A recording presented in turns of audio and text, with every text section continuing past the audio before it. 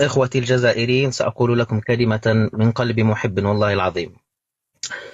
إن المبارزة التاريخية بينكم وبين المغاربة قد رأيناها وقد حسمت. كان المغاربة يمتطون فيها جواد التاريخ ويضربون بسيف الوثيقة والحقيقة. لقد هزمتم فيها شر هزيمة ومرغتم فيها في التراب، فالخوض فيها ليس والله إلا تضييعا لأوقاتكم وأعمالكم، وكل هذا سيكون على حساب بناء دولتكم. أما بالنسبة لقضية الصحراء فالمغاربة يقفون على أبعد نقطة منها وقد تركوها وراءهم، وأعينهم ترنو إلى الصحراء الشرقية ورقابهم تشرئب لنسيم الصحراء الشرقية. أصلا ليست مسألة الصحراء المغربية إلا خطوة زادتها فرنسا لتعرقل المغرب في طريقها للوصول إلى طريقها الحقة. إخوتي، إن قمحة البوليزاريو قمحة مقلية لن تنبت أبدا مهما سقيتم فيها، فلا تضيعوا عليها ماءكم عليها أوقاتكم، فإنكم لن تجنوا منها خيرا أبدا. وأعدكم بمبارزة تاريخية أخرى مع الليبيين ومع التونسيين بمجرد أن يستجمعوا قواهم. هذه النقطة الأولى.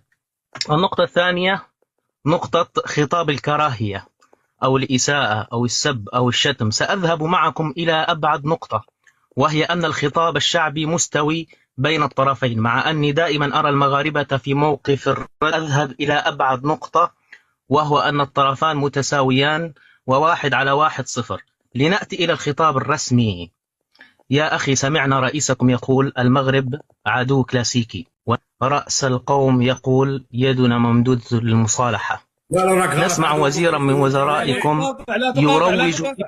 لا تقاطع لا تقاطع لا تقاطع لو سمحت. خلنا انا بصراحه هذا الليبي لخبطني. ايوه استرسل. سير أخي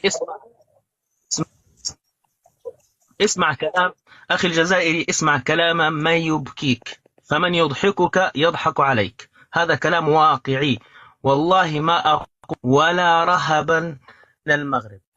أقول هذا الكلام من عقلي ولا أقوله من قلبي، لأني لو تكلمت بقلبي لكان انحيازي للمغاربة واضح دائما من عقلي.